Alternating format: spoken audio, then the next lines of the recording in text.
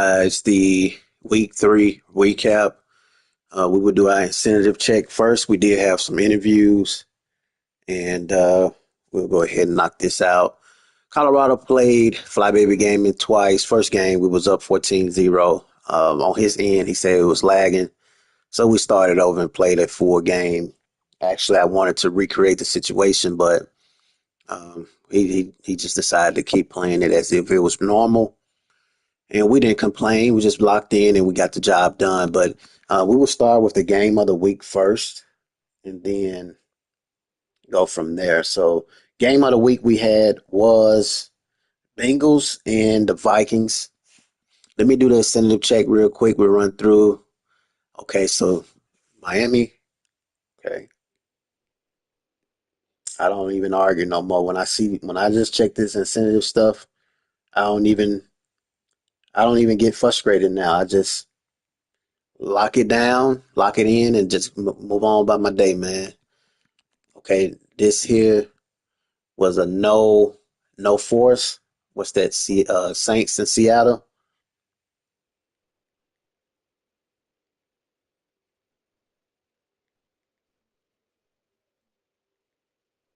All right, okay, and then all right, we did that, and then um, the away team, Chiefs, all right, Giants couldn't play.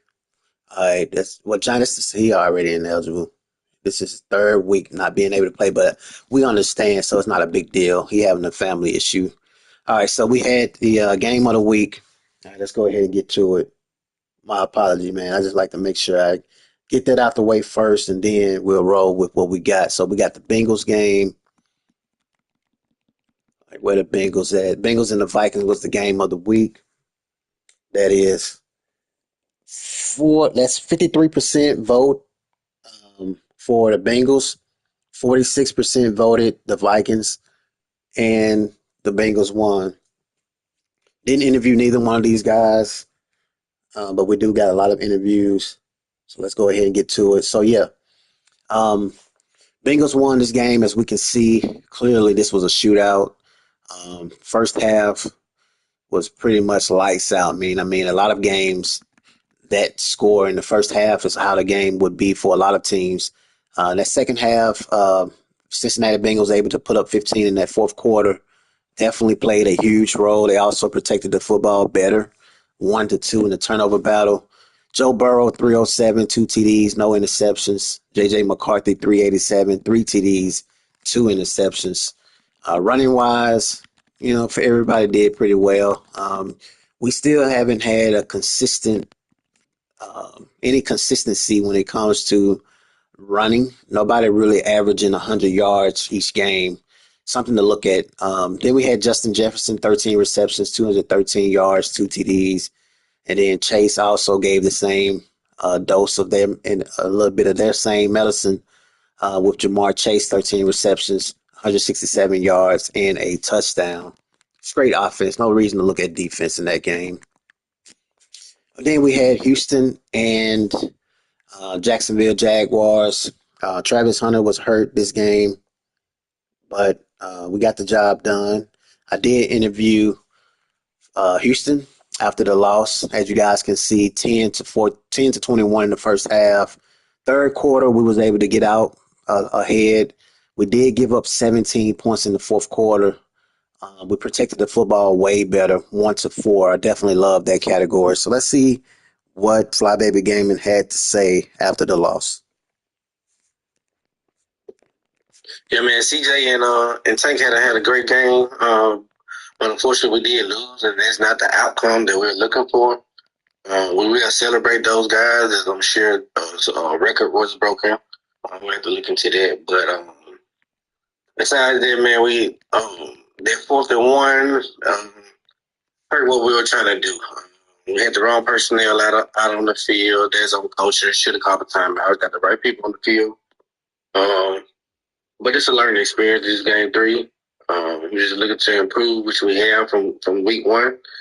Make a big improvement to week 2. We're just looking for another improvement week 3. So we look forward to the grind of the season, man.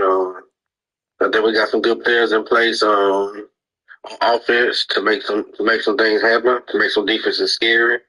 We got to get a little bit better in the running game. Had some nice little carry runs there, but got to get a little better there. Um, and just finish the games. I just look forward to playing the Jaguars again. They got to come to H-Town, baby.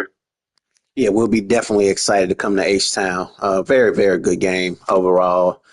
His receiver, his offense pretty much did their thing. CJ Stroud damn near threw 500 yards, but he did throw 4 interceptions. Rushing, neither side really ran the ball as well, but both of us made a attempt to run, but we couldn't get anything going. His receiver, Tank Dell, completely just went off. I mean, Travis Hunter didn't play any of this game, as I said before, so I didn't have any top corners. I think Travis got hurt during practice, so I'm glad I said that because I need to take him out of practice this week. Then we had okay, game of the week. Then we had Philly and the Rams. Didn't interview neither one of these guys. Let me make sure. Yeah, didn't interview neither one of these guys, but as we can see, Rams lost 28-32. Philly got getting back in the win column was huge for them. Turnover battle was 1-2.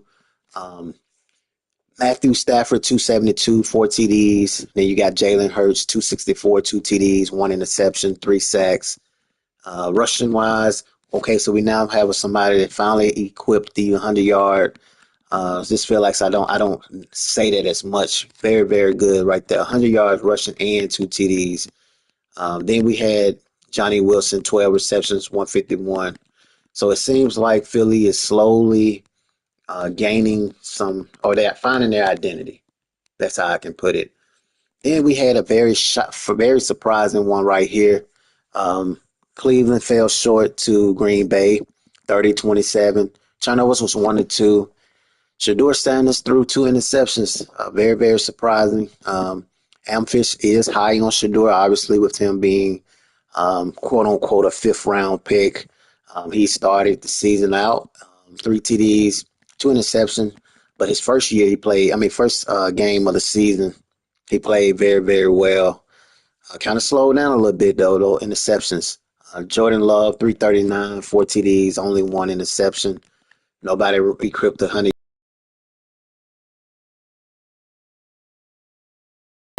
Um, 5 receptions, 143, and 2 TDs. You also had Christian Watson with 2 TDs. So it was a lot of offense, a lot of passing going on around the GFSSL league at the moment. Taking a look at the Raiders. Raiders came up short against Washington. Young. Um, let's see.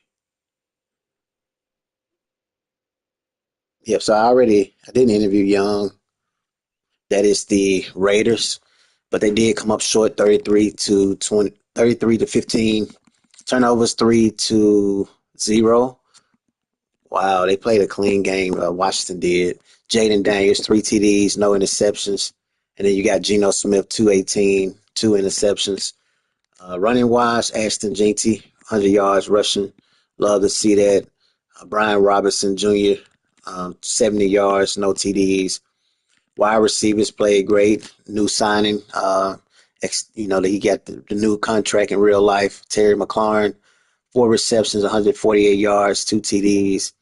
Brock Bowers, 8 receptions, 123 yards, and a touchdown. So lots of offense, man. Lots of offense. Then we had the Jets and the Bucks. As we can see right here, Tampa Bay won this game 45-28. Taking a look at the statistics, we can clearly see the box score 21-21. In the first 3 quarters, they pretty much was tied. New York Jets just couldn't finish in that fourth quarter. Really was the big difference. They also couldn't stop from turning the ball over. They turned the ball over twice. Justin Fields had a very good week last week. And this week, 23, 2 TDs. Nobody ran the ball really too good. Receivers did some amazing things. Aaron Smith, 7 receptions on 108, 2 TDs, and also Emeka Ibuka, I'm loving what I'm seeing out of the young, promising rookie. 3 receptions, 91 yards, and a TD. Defensively, as I said before, Tampa Bay created 2 turnovers, 2 interceptions to go along with the victory. All right, then we had Steelers and the Patriots. Um, Let me make sure I be clicking this thing fast. Make sure I didn't interview any one of those guys. Shiny and Sky, no. All right, so taking a look at the statistics, box score, we see 41-35, another tight one. Turnovers 1-2. Pittsburgh turned it over less. Will Howard has now been named the starter. As you guys can see, Aaron Rodgers is not the guy now. The real life champion, Ohio State Buckeye, four TDs, 1 interception, and then you got Drake May, 4 TDs, 2 interceptions. Rushing wise, wasn't as good as we like to see. What wide receivers did great. Calvin Austin, 5 receptions, 143, 1 TD. You also had Kyle Williams, 4 receptions, 104, and a TD. It's pretty good. Then we had Falcons and the Panthers. Falcons and the Panthers. Okay, we did an interview. Um, okay, so we didn't interview neither one of these guys. Atlanta won this game 35-24. They also won. They lost in the turnover battle, but they still was able to win. Michael Penix Jr. 384, 5 TDs, 2 interceptions, but still somehow, some way found his way to win this football game. Drake London 8 receptions, 132, 2 TDs. Kyle Pitts did great as well. Defensive players showed up, and Nick Scott had 2 interceptions on that defense side of the football, man. But nevertheless, they still wasn't able to win. Taking a look at the Colts and the Titans, I did interview the Colts. Colts ran through Tennessee big time, 66-26. I want to say I interviewed him. But yeah, let's take a listen to hear what the Colts had to say about the domination, man. He beat the mess out of them. This is Indianapolis Colts. Stephen A. Smith, yeah, appreciate the game. It was a great game. I'm here for it. Yeah, I'm struggling on defense. I switched from my 3-4 to a 4-3, thinking, hoping that I can get a. Hold on. No, it ain't. No, it ain't. I did interview, my fault. I did interview both users. This is actually the um, Titans. This is the Titans. Stephen A. Smith, yeah, appreciate the game. It was a great game. I'm here for it. Yeah, I'm struggling on defense. I switched from my 3-4 to a 4-3, thinking, hoping that I can get my defensive tackles more involved. That wasn't the case. There's no excuse of I gotta play better. I gotta play better. I gotta work on my route combinations. I'm putting all the pressure on Cam Moore because Tony Pollard, he's not producing like I want him to.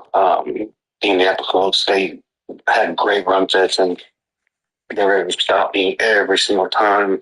I couldn't get anything going.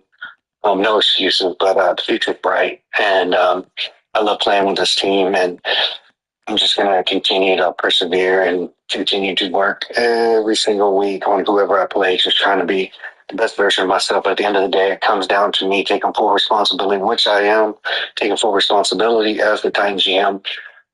So what I can't say is that it is going to get better, but it might look uglier before it gets better. But that's kind of how the process works.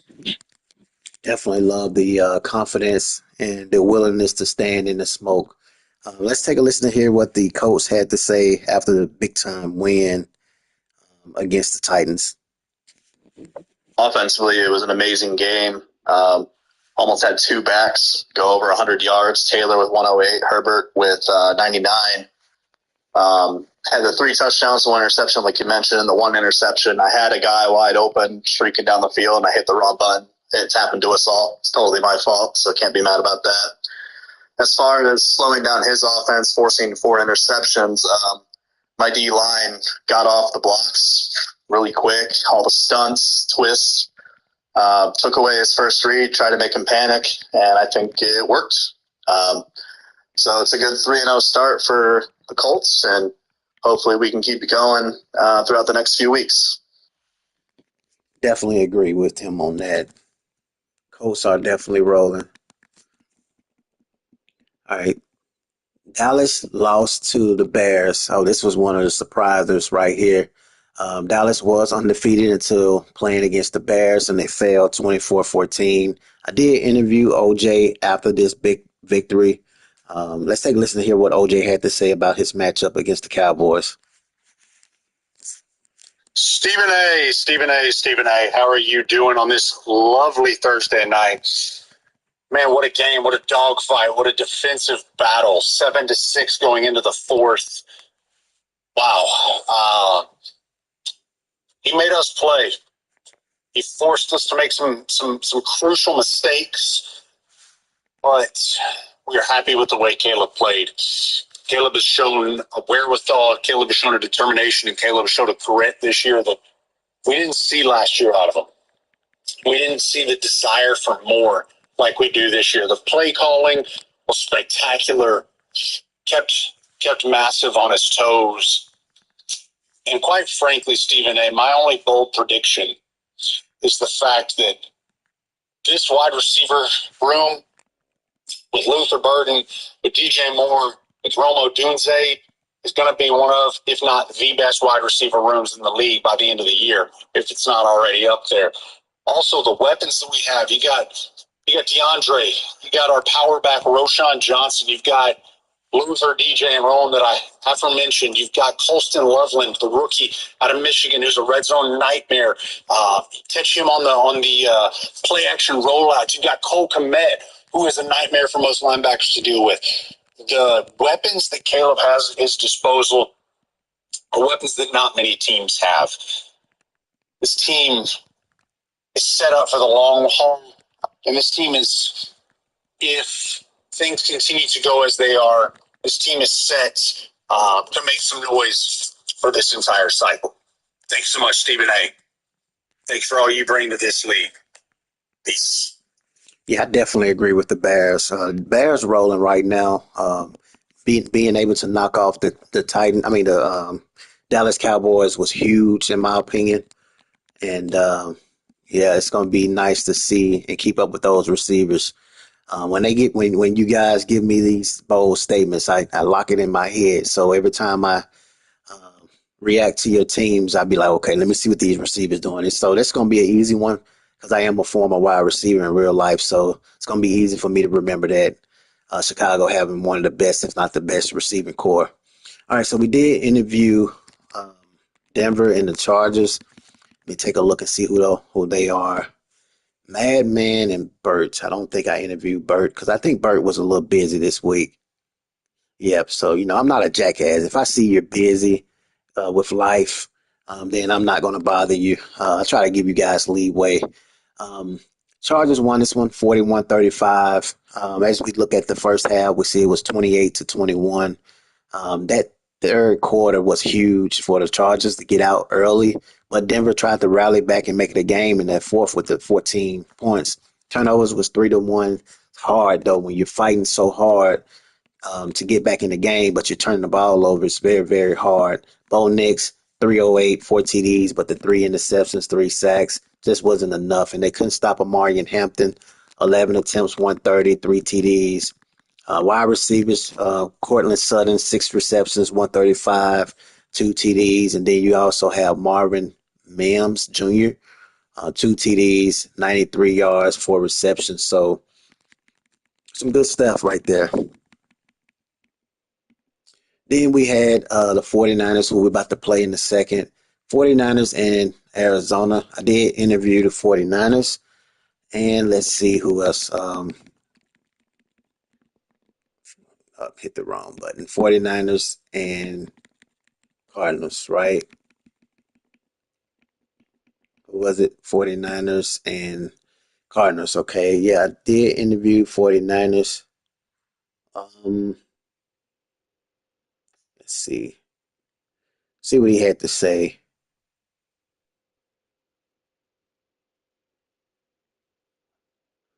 Okay, so he sent me a lot of recordings. So you guys will get a chance to take a listen to hear what he had to say after the win against the Cardinals.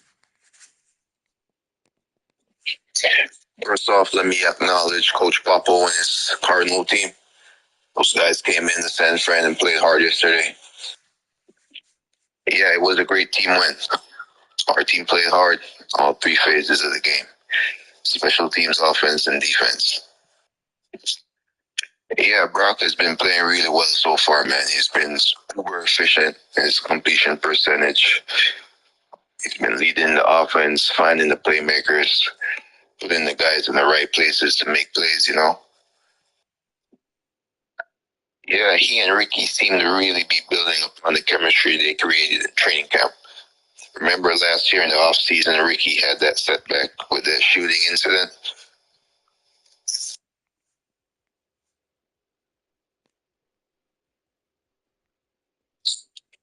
So I really think he came back with something to prove this year. And it's paying off, man. All his hard work is paying off. He's had a couple of big games here for us so far, stepping up while Ayuk is recovering still from his injury. He's not 100% right now. Yeah, the defense were led by the usual suspects, Fred, Nick, and I was pleasantly surprised to see the rookie Upton Stout or Nickelback. He had like 10 tackles, so he definitely had his nose in there in those piles, trying to get those guys down to the ground, right? Yeah, so I'm looking forward to the rematch against this Cardinal team and Coach Popo when I go back down to Arizona later on in the year. Next week, I think we have the Jags. I believe they're a hot team right now, with quarterback, and we got to look at that rookie Hunter. So, till next time, thanks for having me, Stephen A.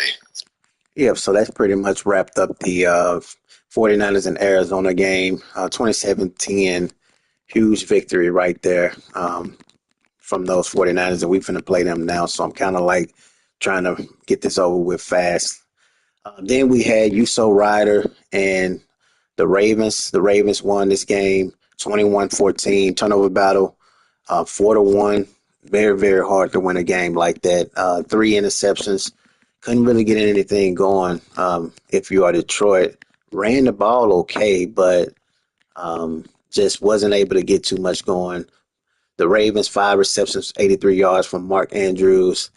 St. Brown played decent, but when your quarterback not giving you the football, it's hard to get the job done.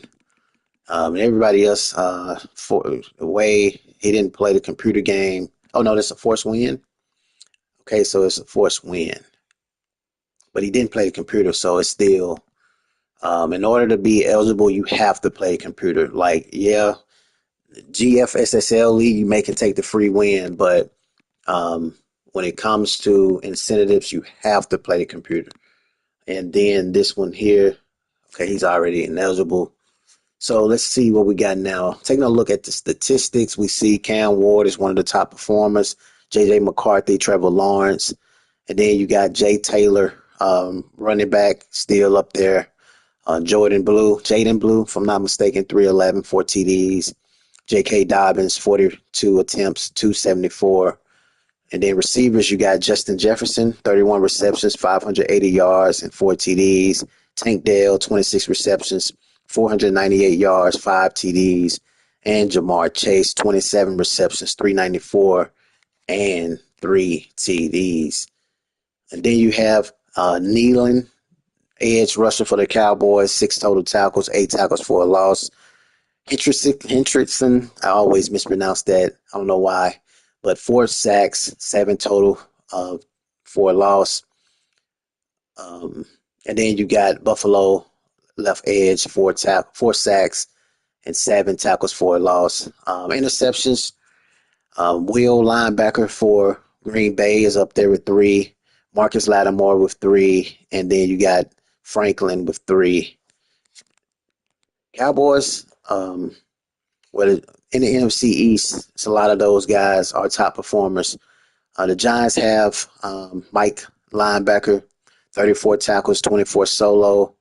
And then you have Moore, Indianapolis, 24 tackles and 16 solo. And then Smith with 32 tackles and 15 solo. Taking a look at see if we can just taking a look at some of the tweets, Marshawn Lynch, when you have an elite matchup like this, Ravens Chiefs game, it's fascinating to see who is able to strike first. Get your popcorn ready. The Buccaneers host the Eagles, and everyone is expecting fireworks in Tampa Bay. So I'm just giving you guys a little bit of some of the tweets that's being tweeted out. Um, Things are definitely tight, getting tight in the league. I wanted to take a look at where do I go? Let's see. I think that's it. We looked at that. Yeah, so that's pretty much it. Next week we will go. Oh yeah, we gotta do the game of the week. Yeah, so the game of the week for week 4 will be Rams and Colts. I'm gonna go with the Colts. I feel like the Colts is gonna get the job done, and he's locked in. He's doing interviews. He's coming playing every game. Not to say that his opponent isn't, but he's always available and ready to go.